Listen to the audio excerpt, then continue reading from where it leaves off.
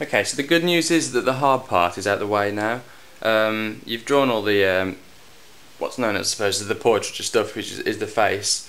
Now the hair is fairly easy, but there's some bits that are really tricky. Some bits that may even be harder than certain aspects of the face.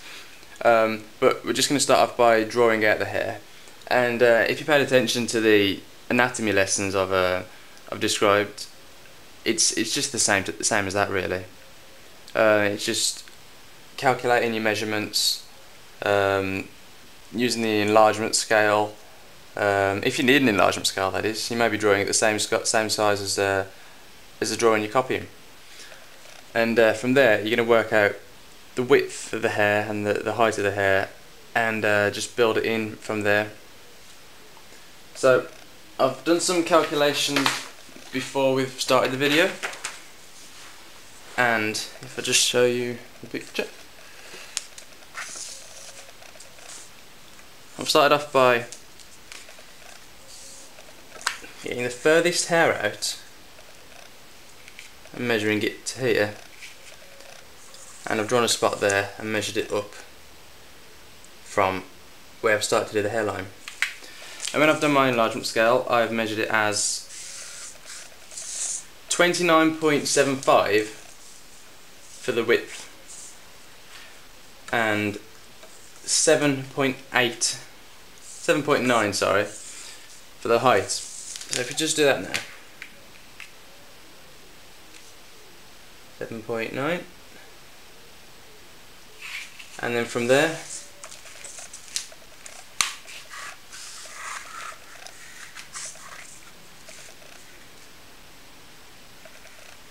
$29. Oh, it's not as big as I thought it would be. There we go.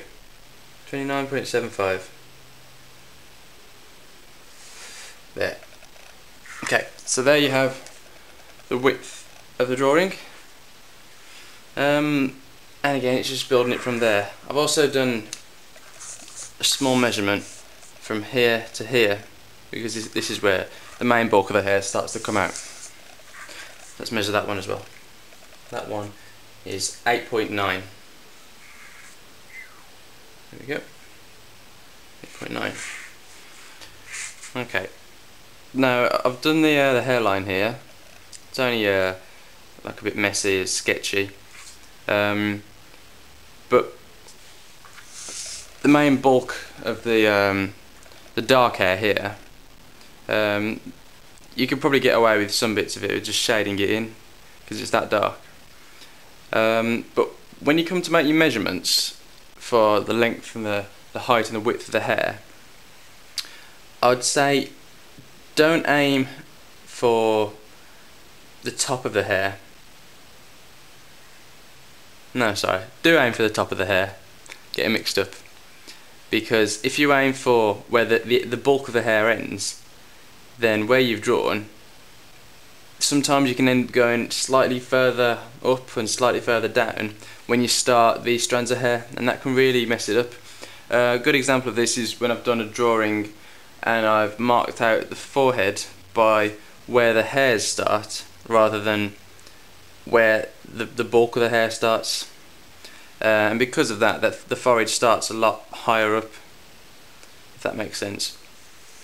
So you've just got to make sure you're paying attention to what you're measuring, and if you do something like measure it from there, you've got to remember exactly what you've measured and where to start from the picture.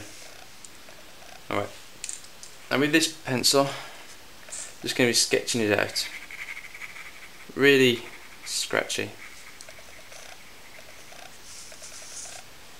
From here.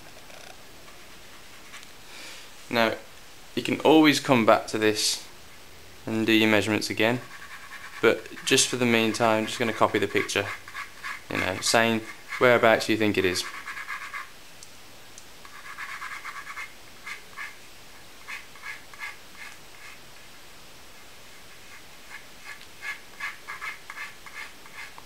And you're just using your hand or your wrist or your finger, whichever one you want to lean on, as a pivot to get that circle, well, a circular shape.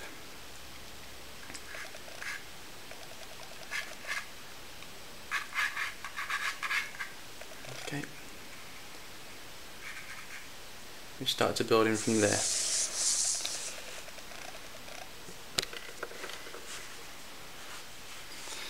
This is as far as the hair comes out.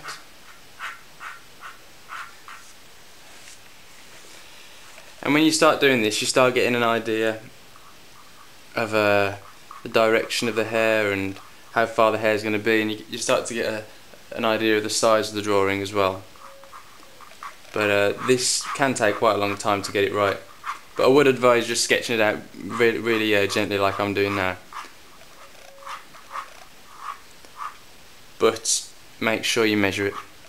Don't really have time to measure it at the moment, so I'll measure it after I've finished the video. But you'll just be doing the same thing when you find your measurements, you know, just etching it out. And in the picture, she's got an arm here. Her hand's obviously pulling her hair forward, but I don't think that changes anything. You can't see her hand behind it, so this hair's just going to come down where the hand would be. I think the hand ends about there. Okay, so just give that a go. It's nice and simple, nice and sketchy.